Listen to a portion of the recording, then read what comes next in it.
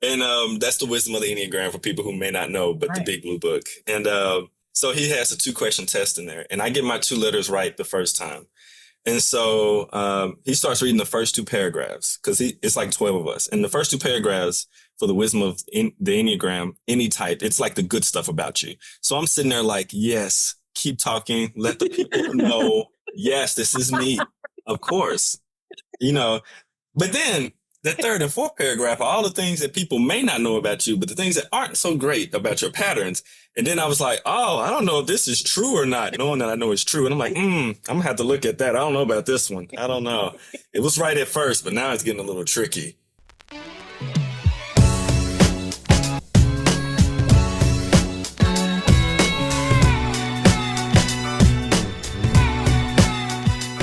I'm Kim. And I'm Camille, and this is Enneagram for the Culture, where 2 dope Black therapists discuss how therapy, Blackness, and the Enneagram come together. Hello. Hello. Happy day. Here we go. Another day. Yeah. Another How you episode. doing? I'm doing good. Good. So I'm super excited about this episode and this conversation. I'm going to introduce our guests. We have with us Milton Stewart. Milton Stewart is the founder of Kaizen Careers Coaching and Consulting and loves facilitating the Enneagram and helping people feel seen, heard, and safe. He's one of the very few African-American male Enneagram teachers in the world. Milton believes the Enneagram is more than just a personal tool, but a map of how to truly honor the human and humanity of other people. He uses the Enneagram in many ways, but the most powerful way he uses it is in spaces of diversity, equity, and inclusion. Milton hosts Do It for the Gram, an Enneagram podcast, which teaches the Enneagram from a very practical standpoint. He is the first African-American male International Enneagram Association Global Board member, and prior to full-time work in the Enneagram space, he worked in education. He helped adult students who were working to achieve their high school diplomas. He also worked as an administrator in an elementary school, providing tools for the students and staff to succeed. Welcome, Milton. We're so glad you're here. Thank you. Glad to be here. I have now decided you've done this. We've had a couple of interviews now, and we've had to read people's bios. I want, what's that thing called, like ASMR? But I want it to just be people reading bios of dope Black people. Like I want to wake up each morning and push play and just hear random bios because they sound so good and they just like warm my soul. That's what I want. Might be an app in the future. An app. That's an incredible idea.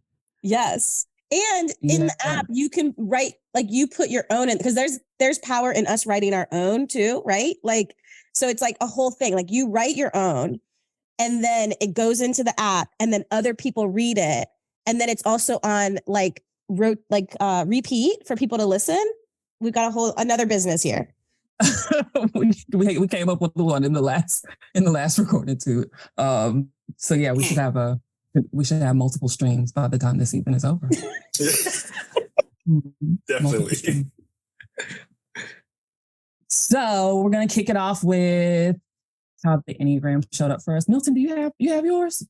We didn't check in. Do you have a way that your type has shown up for you? Yes. I would say so. This morning, my type has shown up for me, and the fact that before this podcast, I was painting or finishing up painting a room inside of a house. Right, I know. So that's a little random because it's in the morning. I don't know if people know we're recording in the morning. So I woke up, got some yogurt, got some water, fixed some painting stuff, sent an email or two. I'll probably meditate after this podcast, but yeah, I did probably like 10 things before this podcast. That's about it. Just a little bit of sadness happening. I was going to say let the people know what your type is. So Milton is you said you're a 7, right? Yes, type 7. Yep. Camille. So once when we were recording, it was in the evening. It was late in the evening because our guest was on the West Coast. And Camille had this whole list of things that she was going to do after we were done recording at what, 9:30, almost 10 o'clock at night. Yeah. So twin flames here. Twin flames. Because I definitely got up, brushed my teeth, got my coffee, and I'm just like, just here. So that's incredible. I also really appreciate in that story the randomness of the things that you've done. Like it's not like the normal morning routine. Like you've got like you painted, like you like did. And I feel like my nighttime routine is like random. I'm like, I'm gonna do this and then I'm gonna do that. I'm gonna work out. I'm like, it's like, what? It's 10:30 at night. I'm like, yeah, it makes sense to me. Best time. That's a good one. You want me to go? You want to go? I can go. How the Enneagram has showed up is I've noticed it's summer, events, like all the things are happening and it's fun. And I love my planner. I think we've actually talked about this on another podcast. I like live and die by that thing. I like cannot go anywhere without it. I'm still a paper planner girl. And I just am, and lately I've just noticed I've been like on it, like just constantly writing things, changing things.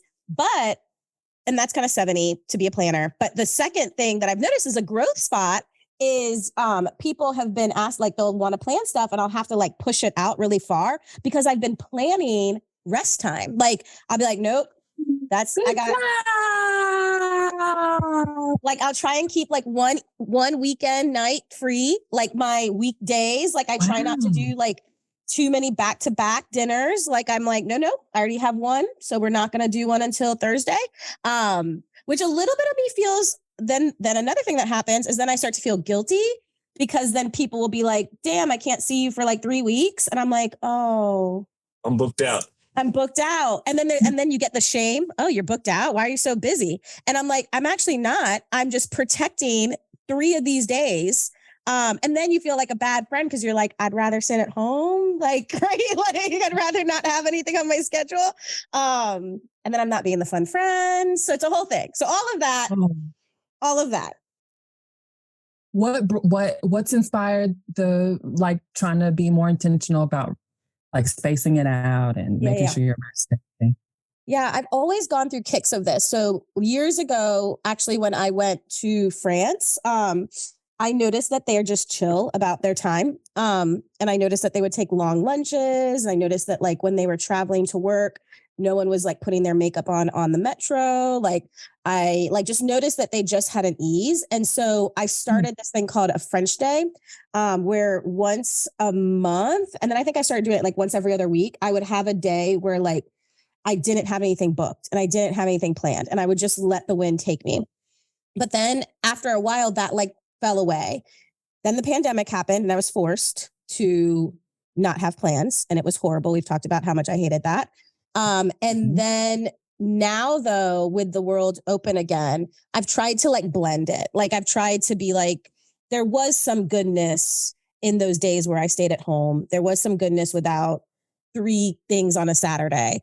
So I've been really trying to like keep some of that, but it's hard because it's hard, right? The world wants you to like, go, go, go. And so it takes like real effort for me to be like, no, I can't do dinner. I did dinner last night. Yeah, it was a long answer. But I feel like a lot of people, are walking through that, like figuring all of this out with time. Yeah, absolutely. I mean, I'm a 3. So, and we've talked about my like issues. So I really am truly celebrating with you. And thank you for sharing. You helped a lot of people, I'm sure. I'm sure. Yeah. And you, Kim? Yeah, I don't want this to, it feels like a lot in my head, but I was really, really excited when I knew how the Enneagram showed up for me and sharing it. So I've started watching Queer Eye. I love Queer Eye. I almost sent you a text, but I was just like, it'll be much better to just do it. Yes. Milton, do you watch? No, I don't. I haven't watched it before. So good. Okay. So it's a Netflix show. It's a makeover show, but it's not, I mean, that's like the tagline. This is more than a makeover. And so I think that part in itself is probably a little 3-ish, so 5 men who are queer, who are really trying to help people be better, and that's not just about looks. It's really about, how you feel about yourself and being true to yourself. So that part in itself is like kind of like 3-ish. I can see that. I've watched probably 10 episodes so far and have managed to like not cry for one of them. So that's another thing is because, threes, we're in the heart triad. We are emotionally sensitive people, but sometimes we don't take the time to really be in touch with that. And so I'll never forget when Michael Shahan, he suggested that was a good practice for threes to actually like watch things that'll help you to get in touch with your feels. And so, but this is like, I'm like, am I crying again? Like, it's really like, it's sneaky, but it's really, really good. So the types of folks they are helping, it's people who are maybe don't have the most confidence. A lot of people have gone through stuff, loss and grief. And so they're kind of stuck. But there's this one guy who was a comedian, and all of his jokes were about like self-deprecation. And y'all know Miss J from Top Model thingy. Thank you. That meme where she's like, that's how I embody. That's my reaction to people who really like anchor themselves in self-deprecation. I really don't. And I'm like, it doesn't sit right with your soul. Like, why? And so that feels super 3-ish. Because one thing I'm not going to do, one thing most of us are probably not going to do is like take pride in talking like bad about ourselves, Yeah. Yeah. So, I love that you're loving it, the show and all the things. I really am. It's a great show. It's a good show. I love that you like, when you start crying, you're like, oh, am I crying? Me? There are streams of tears coming down my face because I'm like, it's so beautiful. It's really lovely. is. Like, look at the world. Like, look at these people. And like, I'm just like, just not even, it's just wetness coming down my face. Just like, and I'm just sitting there with a smile on my face. Just like, this is great. It is really good. It is really good. But yeah, it'll take you there. So recommend it. Highly recommend it. Good. They're doing a good job.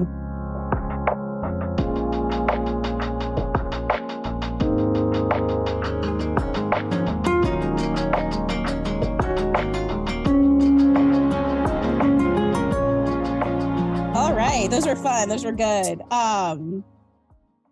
Okay. Well, we can jump on into our questions. Yeah. So I started to say before we started recording that like it's probably a little surreal. I might have some what's it called when you meet like a celebrity who like you're a fan of? Like some of that shock.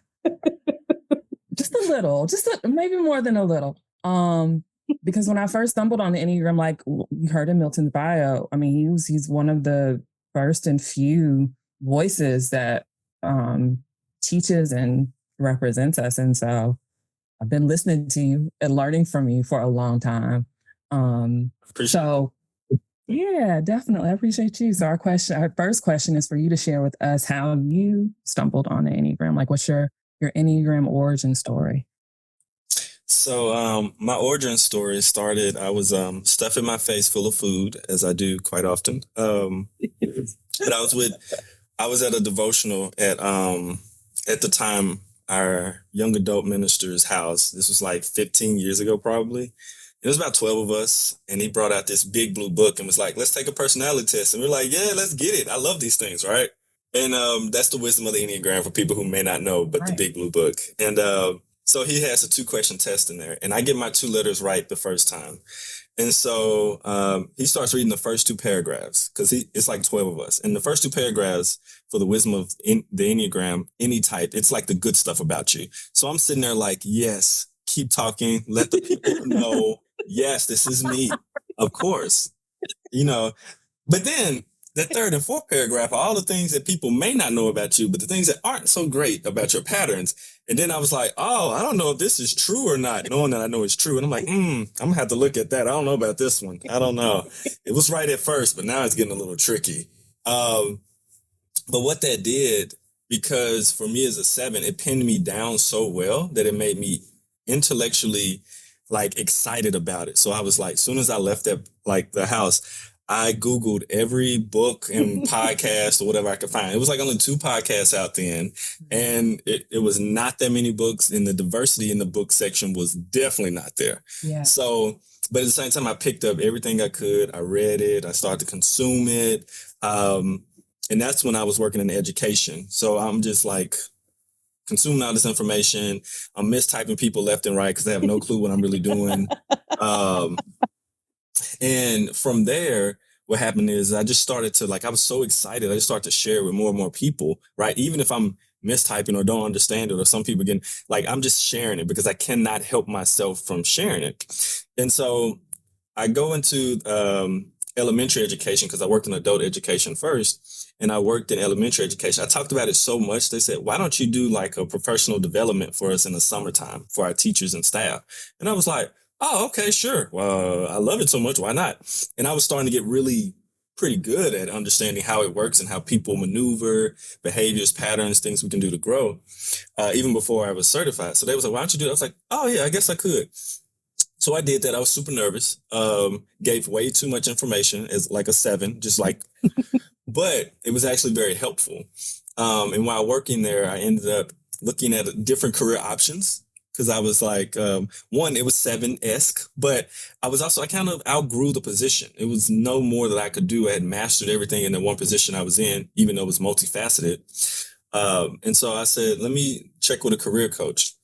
Ended up wanting to be a career coach because I was like, I can do this. I'll just use the Enneagram instead of MBTI or the DISC. I'll just use the Enneagram. It's way, better. So I went to go learn how to turn it into a business. And what happens was I talked about the Enneagram so much. One of my good friends, Mike, he said, why don't you just be an Enneagram coach?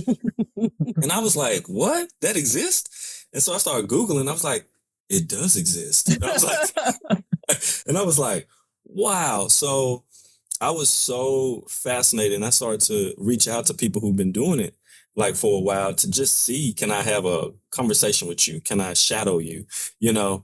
And long story short, I ended up meeting a person in Nashville. We do work together to this day, and it's actually Enneagram and DEI work. She pointed me towards my first certification with the Enneagram, Enneagram and Business Network.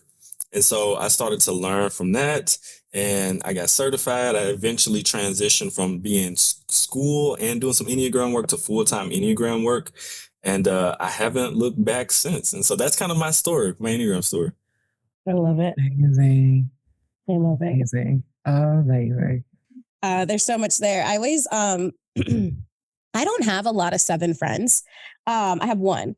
And every time I hang out with her, it's just like, I got it. Like, it's just like, you're on the same length. And I know that that's how people feel when they're with someone of their own number. Like all of it just translates perfectly. And so just hearing you talk, I'm like, I got it. I'm on the same page. I know exactly what you're talking about. True. So lovely, to be with your type and just be like, I know what they're talking about. I know exactly what they're saying. So yes, all of the things that you just shared, I was like, yep, got it. Very cool.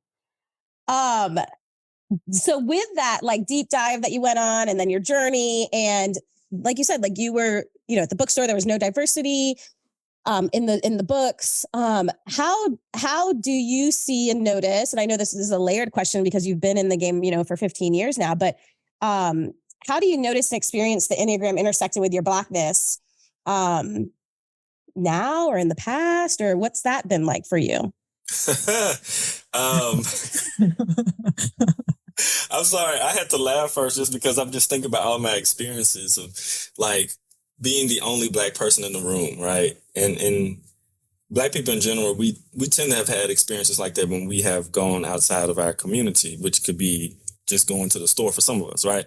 But in the Enneagram community, when it first started, Like when I first started going to stuff, and even to this day still, I mean, I would go for like a certification. And I mean, I am legitimately like the only Black person. Like there's not even Black women, there's not Black anything. And I'm like, oh, this is fascinating. Okay, then, wow. And so because the level or the degree that I studied the Enneagram, like I'm very serious about it. So I walk into these spaces and I have a lot of knowledge already, right? At the time, whether I had the experience or not is a different story, but I had a lot of knowledge. So I was able to come in, or like if they would say something or share something, I'd be like, I kind of know that. Is this an advanced class? I don't think so. So I would, a little 7 is there, mental type. It sounds just like a meal. Just a little, I'm not gonna lie. I literally think I've heard you say that. So trainers with this. Because the name had advanced on it. I was like, I don't know if this is advanced. At least not for me, I guess. But nevertheless, I would. So it makes me fascinating to other people, and in some ways it's okay, but in other ways it makes it hard for me to actually learn and fit in and actually just be able to fully be myself.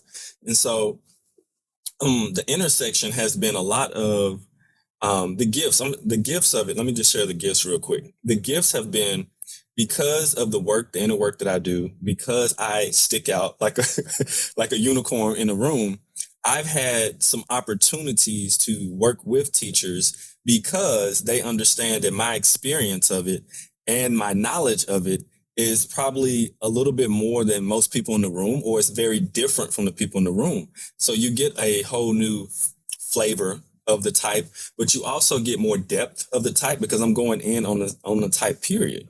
So I've had the opportunity to show up and they'll like bring me on stage or bring me somewhere, right? And I'm like, oh, I guess I look good for you too as well, but whatever, I'm finna get this growth on, right? I don't care. Like it's about my inner growth. So whatever, all this stuff. So that has been like, that's one of the biggest gifts that I have received from being diverse in the space, right?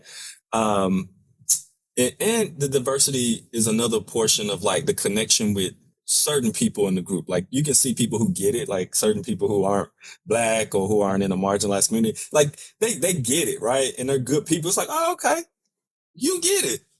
Then you got a couple who don't get it. Right. And then they're fascinated just because you're Black. Not because of who you are, but they're fascinated because you're Black and they don't get to interact. And so that can get weird. And I've had to have some strong boundaries set at times for people. And I've said some things to some people because it was like, you crossed the line or you tried, but you are way off base. And now you're talking about something you don't know about. Mm-hmm. And I'm not comfortable. So we're going to shut this conversation down. Like, so I've had to do that in spaces, even as recent as last year, unfortunately. But so it's I know. So it's tricky because the intersection, we have this different way that we embody culture, we do things, and then trying to express ourselves right on stage or working with in the group. It's not always a stage, but working in a group and being able to share what you really feel or what shows up for you has been a lot of work for me. And I've had a good friend. I was in Marion Gilbert's somatic certification, somatic body Enneagram certification. And this is like module 4 and 5, like it's the last ones before you're certified. And I have a really good friend. She was in a whole different Enneagram program with me, white woman from New York. But she really got to see me, and I really got to see her in another course. And she would notice, she's type 4. She would notice when I wouldn't fully show up. Mm-hmm. She would notice. And she would hold me accountable and support me in a loving way to share what truly was coming up for me. Because it would be like the whole room would think a certain way about something because they probably never had the experiences we've had or I've had. Right. And I would be like, and I was like, never mind, it's not worth the energy or whatever. And she'd be like, no, you speak up. And I was like, all right. And so I would speak up. And honestly, just about every time I would speak up, it was what the room needed. And it was what the teacher was trying to get the room to understand, right? Because there's a certain cultural lens that it's like everybody in the room just about was looking at something. And it was like, I don't see that at all. Like, this is totally different. Like, I think y'all missing the point here. So a big part of it is really learning how to show up fully in my own self in these spaces, and feel secure about it. I think that's been one of the biggest ways. And then the other intersection is I've had to learn how racial trauma plays a role in my Enneagram type. And I've had to work on healing in that part. Because in 2020, one of the roughest years in humanity, but especially for us as Black people, right, in any marginalized community, but especially us as Black people, they were inviting me, right? They said, "Oh, he's a Black guy. We want to invite him to come speak because this is a topic and issue that's really big, and we're all on Zoom screens. Let's invite him." So I would start to speak in these places or do interviews and about the overlap of like the Black culture and the Enneagram and like our experiences. And I would find myself getting angrier and angrier and angrier in each one of them, and then know it, unconsciously angry. And by the end, I'm like, "Woo, I'm hot right now. What is going on?" So when I started to do some more work, I did a certification with Dr. Deborah Egerton, which is another one of my mentors. She's dope. She really helped me to see how much racial trauma that I had not unpacked, especially as a 7. Oh my goodness, it's easy not to unpack it. Just keep going like, "I'm fine, I'm good, I'm okay." She really helped me see it and really helped me to really work on it. And so me working on it helped to heal a lot of parts of me so that in the DEI space, I am actually truly effective and not approaching egoically just to be like, "Let me show you where you wrong." You know what I'm saying? It's a place where I have had to come to my heart so that I can connect when I do deliver. So I think that's some of the ways that the Enneagram and my Blackness intersects. It's weaved in so many different places, and just our voices to share in spaces where they don't hear like our perspective a lot, so they don't know or don't understand. It's been a big part of it. Thank you so much for sharing. I mean, obvious, maybe not so obvious. So much of that resonates with us. As Black women who've also been in spaces where we're the only one, Enneagram or like professionally, right? We're Black therapists. So, and have experienced harm, in those spaces. So it's inspiring, to hear and witness somebody do the work that you've done, to intentionally, like you said, like connect with your heart. It's a heart type, like, that gives me all of the warm and fuzzies. And yeah, being able to lean into that and trust that is going to help you to be able to show up, authentically. I love that, that this 4 and that it was a 4 who was cheering you on and holding you accountable to be true to who you are in some of those spaces. And it's dope that you said she was a white woman. So that's really cool. I love it. Thanks for sharing that. So many layers, right? Like I loved how you like touched on like personally, professionally, like so many layers. And I think that it's almost like that's why that question is, we like that question, but you could go in so many directions with it, right? Like because obviously like kind of the point of what a lot of us who are Black with that talk about the Enneagram, the point that we kind of the thesis is like, hey, we have a different experience. It intersects with our Blackness. And so to, ask that question of like, how do you notice and experience it? It's like, always, everywhere. And so I love how you answered that of like, I have tons of answers as to how this intersects with my Blackness. But then you using your voice to share that, using your voice to share that with folks who are Black, but then also folks that aren't, so that they can understand and see, or at least try to hear why that is important to bring into the space and into the room. Hi, Camille here. I hope you all have been enjoying season 3 as much as Kim and I enjoyed recording it. New this season that I wanted to share is that I will now be offering one-on-one Enneagram consultations. What that means is that if you have any specific and unique questions or curiosities related to the Enneagram, how it shows up for you, how you use it at work, in relationships, how you can use it for growth, or if you need some focused help on even learning your type, then we can meet for 90 minutes to answer those questions. I love doing these as I get to deep dive into your questions and provide you with custom and tailored answers that we get to discuss together. If you're interested, you can reach out to me via social media or in the show notes. You can find my email. I'm excited to get to meet some of you in this personal format and get to be a part of your Enneagram journey. Now, back to the show. Milton, can you share with us a hope that you have for Black people around growth work, be it Enneagram, career coaching, some type of coaching, therapy? What's a hope you have for Black people individually and for the culture? Individually, along the lines of the Enneagram, I would hope that the Enneagram could become as popular as astrological symbols. I guess it's an individual and a community thing. So I start with community then. I would love for it to become a household thing, like astrological symbols for our community, because, I mean, our folks love them, right? Whether they know them deep or not, you know? That's the one thing, like, a lot of times we don't understand them as deep as they really are. And there's not necessarily like really great teachers to really teach that we can find out there that understand us as well. Right. Because when I went to Egypt, like, I see a whole different, deeper realm of like just how astrological, like not just symbols, but all of the impacts us in deep ways. Yeah. So that was a whole different, I was like, oh, I didn't know that. Oh, you know, but it's, you know, from that lens, but I would hope the Enneagram could become something like that for our community, because, and this will lead to the individual. Like, I feel we really need the healing from trauma. It's two things I think that are huge. And this is why I think coaching and therapy are so important, is that we really need the healing from the trauma. We have to recognize how much trauma we've been in, how much we've experienced that we don't know. Like we're walking around thinking that that's just how life is. Like, no, actually that's trauma.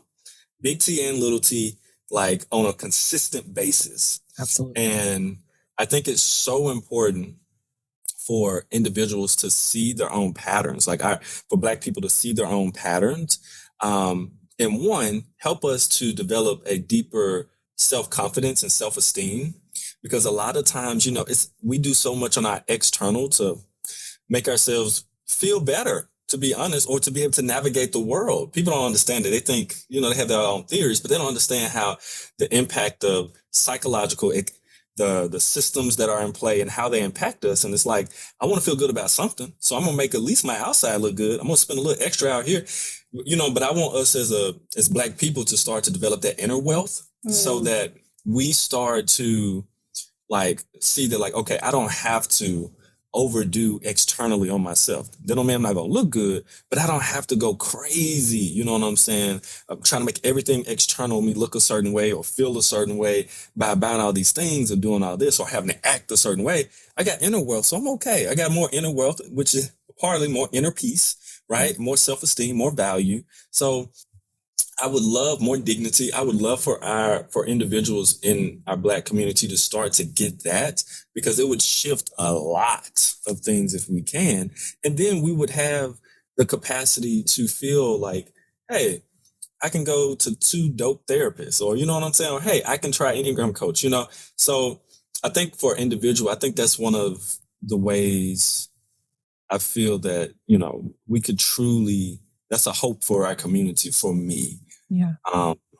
It's a big deal, because, you know, things cost money, but like if I can get you some knowledge to help you build yourself up so that you can make better choices, so the money can stay there a little bit longer, so you can spend it, so we can grow, you can get into therapy and the coaching you need. I mean, it's great. So yeah, that's a hope. I like that. That's right.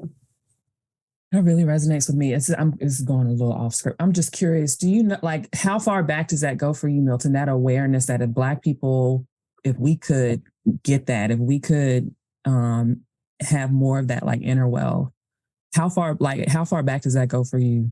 How long have you been aware of that need for us? Ooh, that's a good question. I would say,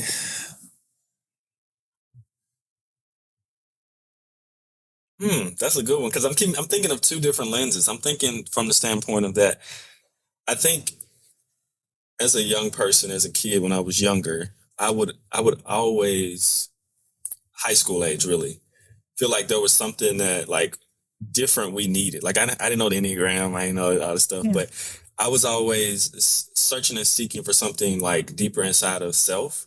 And I always wanted to be the best version of what I could be. That's what my mom, like, that was her thing, like, be the best that you can be and all this type of stuff. So she said it so many times, you know, you can't forget stuff. You be like, here it comes, here it comes.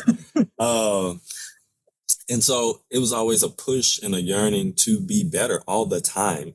But from a standpoint of like, not just external, but something internal. And I couldn't explain it then. I didn't have the words, but I knew it was something inside that if we could just, as Black people, get something going on the inside to be better, you know, whether that's, you know, deeper, intimately loving ourselves and getting to know like ourselves spiritually, like, you know, what, you know, it was something. Yeah. So I would say that was the inkling in high school where it was like, like we could be doing something much better and deeper if we could work on ourselves. So yeah, I would say that's where it started. I would think it has definitely crystallized much more as I've done the work and as if I healed. Mm-hmm. Like the healing is real, like out here.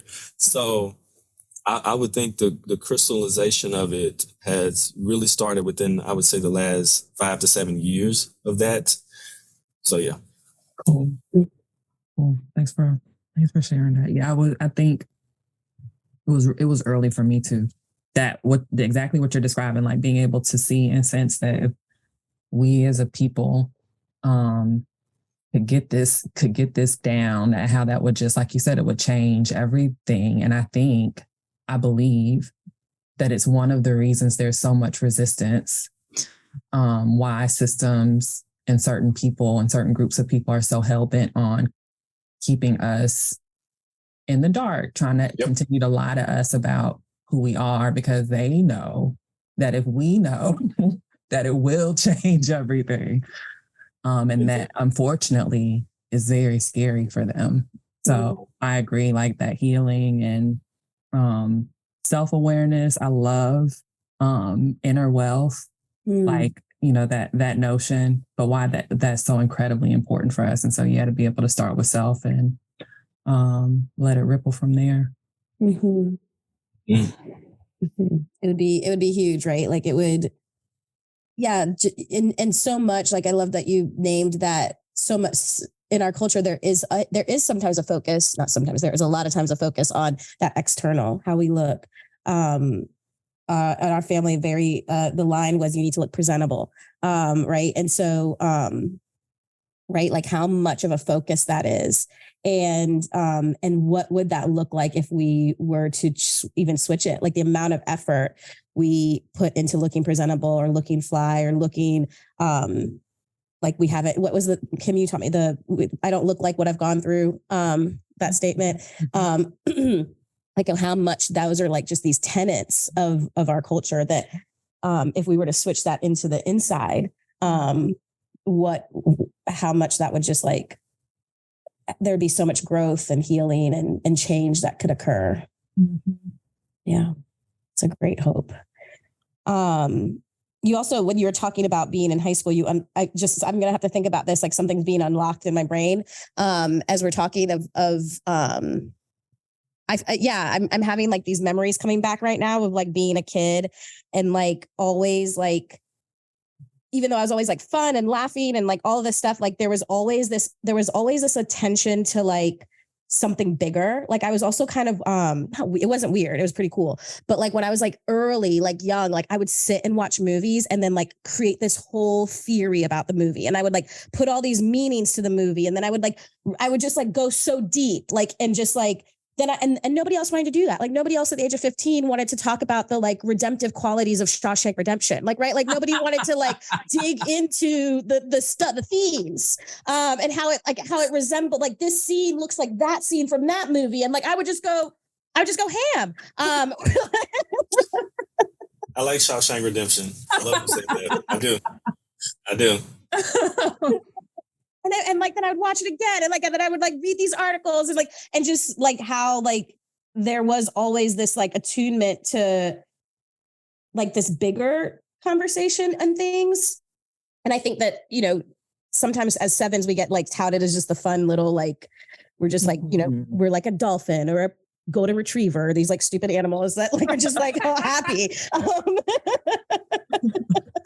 And then it's like, no, like, you know, you're talking about like I was in high school and I was sitting here pondering, wait, Yeah. we could be doing this. Like as Black people, we could be doing this. And like you were putting those pieces together in like a really deep, profound way for a 16-year-old. And, you know, other people are just like, you know, playing basketball or hanging out with their friends or doing whatever. And you're doing that. You probably did all those things. And we're sitting there going, What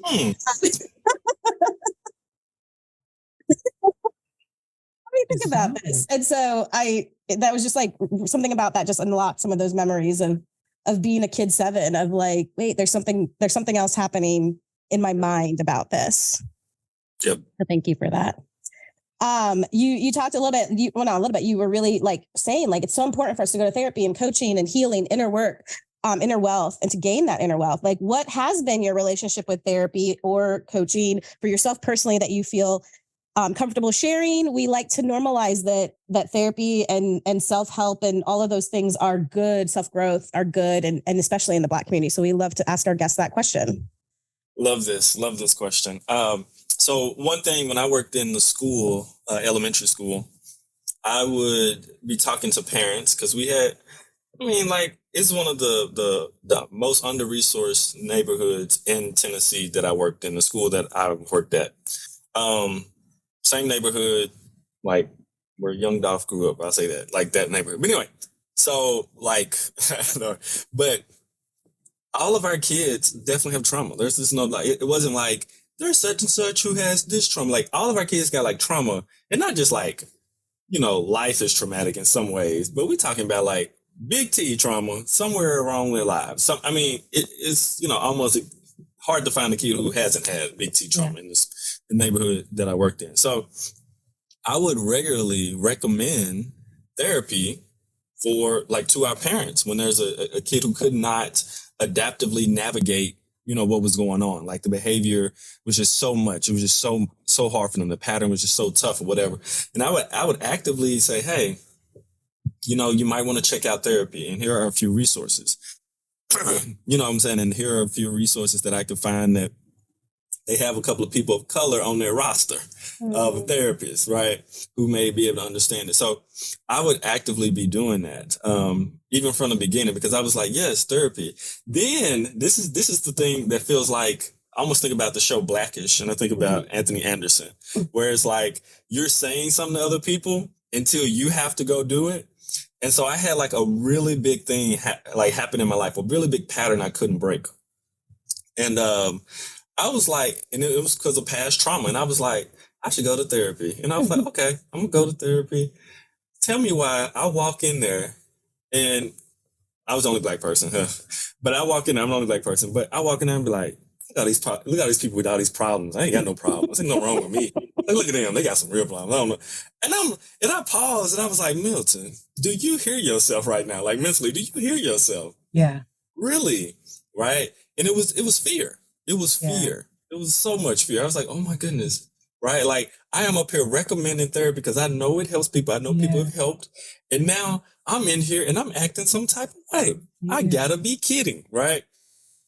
So went to therapy, and my therapist was really good at listening, and I had the space to share some things that I had never shared before externally, right? Maybe very few people, but they're not people who know what to do with what I'm saying. Like they're just like, oh man, it's tough. Like, okay, thank you for listening though, right? But you know, so that really helped me to be like, ooh, and it really moved me from like a stuckness. Like there was a feeling of being stuck because it was certain parts that I could not share, could not express, I could not get across, or I just could not broach by myself, you know. A good friend of mine, Chi-Chi, said sometimes you just need somebody to be with you while you walk through and share whatever that is. Not necessarily just to tell you, but you need somebody just to walk with you and be like, I'm here for you. And so that's what therapy was. It was like my therapist was able to walk with me through some of that and ask questions to really make me think and go deeper and be like, oh yeah. And, you know, to see it always, and well, not always, but see it in a different way, change my perspective on it, be able to work with it, not to beat myself up about certain things. It's like, I'm able to see things like, oh, okay, wow. And that was really healing for me. And it really helped to move to a much better space. And in this moment right now, and since that moment of going to just pure therapy, right now I have Enneagram coaches who are therapists. Mhm. So that's who I work with now. So it's a balance of the coaching and therapy kind of in a mix. Yeah. I go to them for coaching, but I know they have a therapy background, but they also understand my type and they understand me. And they can challenge me in ways that, is really good for me to be challenged because, I think so understanding Enneagram is so important for counselors and therapists because like if you don't understand a person's pattern or at least have a good sense of it, they can weave their way out of therapy or like just tell you so, especially sevens. We'll talk a million miles per hour. We'll talk in circles. We'll give you every distraction that's not about the thing. And if a therapist is not, and it will sound smart too. It'll sound real smart. It'll be entertaining. I'm telling you. But if you don't have a therapist who's skillful, and they don't have to know Enneagram, but I recommend it, but who's skillful enough to weave their way through, like, okay, I'm not going to get lost in the stories you keep telling me. Right. But I'm going to get back to the heart of this journey. Like it's those things are so important. So I always have to, when I do have a coach or a therapist, I do check to see, do they know the Enneagram? But I also check to see, can they handle me? Right. I'm good enough with trying to bring myself back in now. I'm disciplined enough to do it now, but I know I can dart around some stuff and I can mentally just go around and be like, oh, that was a good hour. Didn't talk about nothing deep down I needed to. So, yeah. Oh my gosh.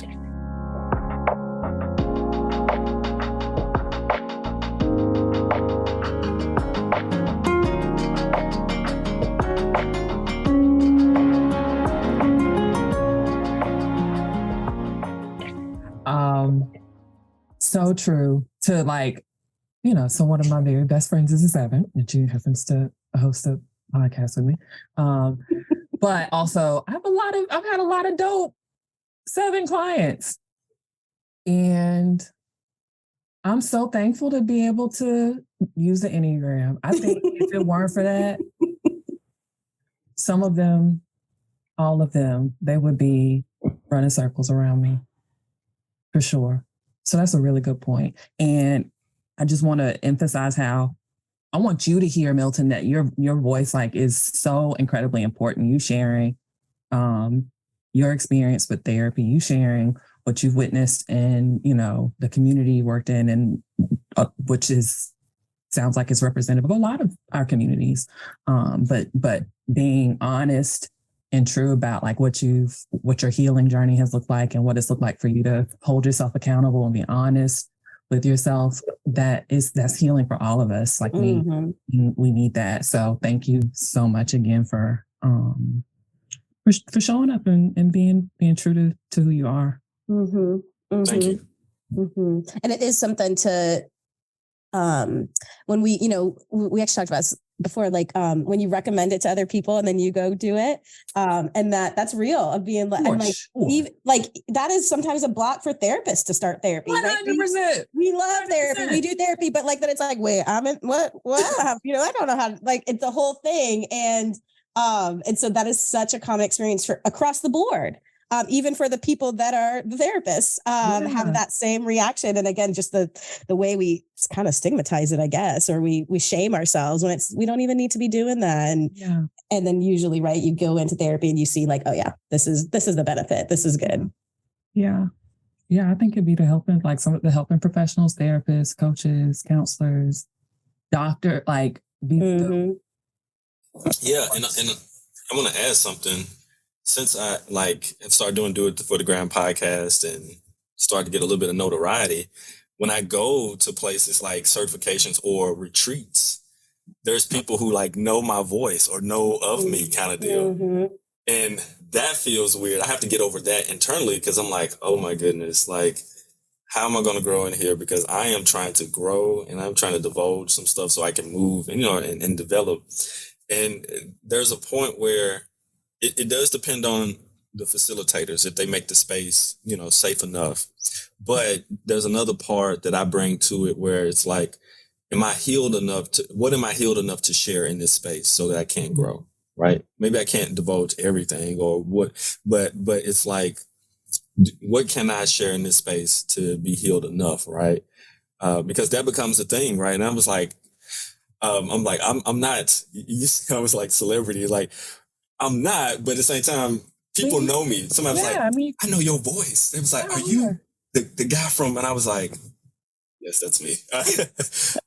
So that's another thing that I work through and work on, because personally, my personal growth, I'm so serious about it. Like I have certain words, I'd be like I don't care if I don't care what they're going to think. My healing journey is way more important than these external opinions of people. So I said, I'm finna get it here. So I have to tell myself, I have to motivate myself to be like, Milton, forget that. Forget all that junk. You finna grow and heal today. So 100%.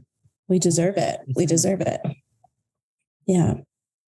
I've gotten to the place, I can't remember if we've talked about this on here or not, but I've gotten to the place where I find myself having to kind of say the same thing. And it was with the help of one of my best friends who's an 8. Oh, yes. Just one time she heard me getting stuck and being worried about perception and how stuff would look. And she's like, fuck them people. And ever since then, it's been so much easier to, like, when I realize that I'm doing that, to just kind of say that to myself and go for what I feel like I need to grow and heal and show up and be real. Yep. Okay. Do you have a gem, right? Was there at any point in your work, one particular question or comment or suggestion from a therapist or Enneagram coach who's also a therapist, that you can share with the people? Oh, I think I've experienced so many. Oh my goodness, how do I nail this down? Well, I think the one that comes up right now. I said one. Yeah, that's it. That's the one. And because I want to give you a whole list of 1,000 gems that I've received from people. But one of the gems that comes up for me from an Enneagram teacher is, for me specifically, she said these words and I needed it at the time. And I needed to learn how to allow myself to cry. Mm-hmm. And it's so simple. It's not like just like these cool words, but I didn't realize I could allow myself to cry. I didn't realize that was like a part of it. I didn't feel like, oh, and I didn't realize how healing and how moving that would be for me if I just allow myself, like, and I mean, in any circumstance, no matter where I'm at, you know what I'm saying? Like, it used to feel embarrassing to like cry in front of people or cry in a space. And I was like, if I really delve down deep, I was like, why is it embarrassing to be touched, to be moved by something that is touching and to show it? Why, where have I taken that message in? You know what I'm saying? So I was like, and now, so when I'm in spaces, I do my best to, if tears come up, try to allow myself to actually cry, allow that energy, allow whatever it is to move through me, because it needs to happen. It's happening for a reason. Mm-hmm. So I think that's one of my gems I receive, is allowing myself to cry in any space and not being embarrassed by it, not feeling like, let me go grab some tissues, make sure my face I don't look like I was crying, and so I'm constantly, working on that when tears do come. And then also that message helped me to help some of the young Black boys that I was working with in education. Yeah. And because one of them, he was like struggling, like about to cry. And I was like, it's okay to cry. Mr. Stewart cries a little bit every day. Yeah. He was like looking at me, big old watery eyes. And I was like, it's okay to cry. It's fine. You're human. Like, God gave you tear ducts for a reason. Mm-hmm. It's all right. Let them roll. Mm-hmm. So that message helped me. And obviously it's allowed me to help more people. Yeah. I was you're talking, I was looking up, there's this Instagram account that I love. It's called Black Liturgies. It's Cole Arthur. And she has a post that says, aren't your eyelids tired of keeping prisoners? Those tears are precious minerals. Lap them up like medicine. It's called healing. Wow. Right. She's beautiful. She's a beautiful writer, but And then she has, who taught you to rush past your own sorrow? But that line of like, your eyelids are tired of keeping prisoners, like, woo, that, because we'll just like block it. That's beautiful, Milton. Thank you. Yeah. And the quote at the beginning of The Little Mermaid, do you remember? What'd you say? The quote that was at the very beginning of The Little Mermaid. Yes. The mermaid. Nobody knows the mermaid's crying because she's in the water or something like that. Yeah, that she. I can't remember it exactly. I was trying to try to Google it, but that essentially, because she can't cry, that she suffers more. Yeah. If I'm so glad you went with what came up, Milton. Yes. I'm so glad you went with what came up. That is indeed a gem for us. That's indeed a gem for us. And to speak, if I can, just a little specifically to like how healing that is, especially as sevens. Yes. Who, like Camille said, can sometimes be boxed into this like dolphin, golden retriever, whatever. And it's not the dolphin and the golden retriever. I'm so sick of the golden retriever and the dolphin. But that totally like misses your depths and your capacity for compassion and empathy. When I shared with you, Camille, like one of the worst things I've ever been through, and your response was tears for me, like that. I didn't even know I needed that. I didn't even know that that's what I needed from you as my friend. I wasn't expecting that. But that for sure, like, that healing took place in that moment. And so, especially for sevens, 100% for all of us. But I want these two sevens to hear, how much it does heal us, and it's good for us when you are in touch with your emotions and you allow them to just roll. Thank you. Thank you. I receive that. It's layered. This is a little bit personal. Like we said, a queer eye can cry. For other people, I can cry. But what I've been sort of working on is, and I think this is what you were sort of touching on, Milton, is sometimes I can't, like when it's about me, there is a aversion because it is, we won't get into all the messages, but there is like a embarrassment, like that word rang, or it goes back to that very heart, that very core seven message of, can someone handle this? Will I be alone with this? Is this too much for somebody else? I have to handle this myself. And so problem solver, I'm going to handle it myself by not crying. And so I'm not going to be sad about it. I'm fine. And so really pushing past, like, I feel like there's layers to the healing of, okay, can I cry about anything? Yes. Can I cry about beautiful things? Yes. Can I cry for other people? Yes. Okay. Can I cry for myself? Yeah. Can I be okay with that part too? And that's been something that I've been really trying to lean into. And a lot of times, because my therapist is so dope and awesome, right? Like she really gets me down to, oh, I'm sad. Yep, I'm sad. That's because I'm sad. Yep. This made me sad and I'm crying because this is sad. And she's just like, yep, that's where we are. But I had to do a whole song and dance. And I needed her to be like, okay, what's happening? She'll do things like, just put your hand on your heart for a second. And all of a sudden, crying. Yep. I understand. Oh, I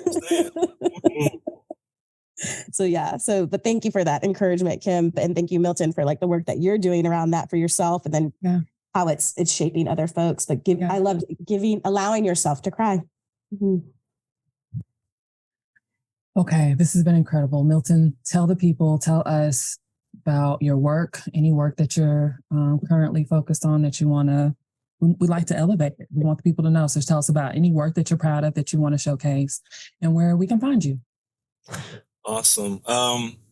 Well, just like most sevens and also like three, both of y'all, we do a lot of stuff. I'll try to focus it in on certain, try to narrow it down.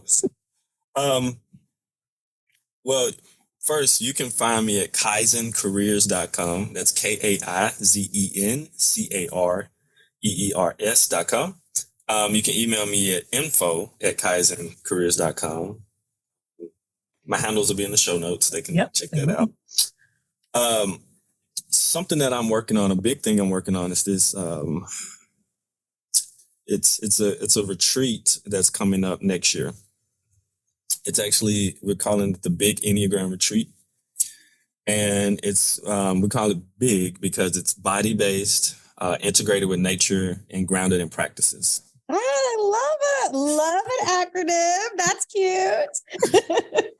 So we have I've assembled 3 other Enneagram teachers, facilitators who understand these aspects of the Enneagram.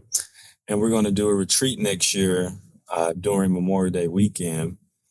And it's going to be our first 35 people we're going to be able to take. And then that's something big that's coming up that we are working. I know, right? That we're working on.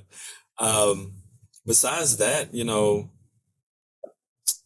for the people, I also teach a certification course on Thursday nights starting in August. And so that'll go on for 12 weeks. And I love teaching and facilitating the Enneagram because my students come out and they really know the Enneagram, but they really also have done work on themselves. Yeah. So whenever they go somewhere, they'll be like, if they go somewhere else, another class, a different certification, like, are they really teaching this? What they really doing? Do they really know? Right. Is this really advanced? Are we sure? Maybe we should change the title. You know what I'm saying?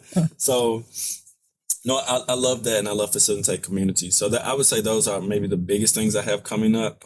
Besides that, just being on the International Enneagram Association board. If you go to internationalenneagram.org, that's long words, my goodness. We're doing different things. I'm the events committee chair. And so when I throw events, they're dope. And so, you know what I'm saying? So I invite anybody to check out the website. And then you can check things with me. I'm always dropping something new that we may be doing that's taking the Enneagram in an interesting, a fun, exciting, stimulating, deep way. So that would be my entry in just letting people know what I have going on. Amazing. Amazing. Big things. Well, we'll make sure we link all of those in the show notes so that people can connect. I'm really excited to hear about next year in the conference. The retreat. The big retreat. This is awesome.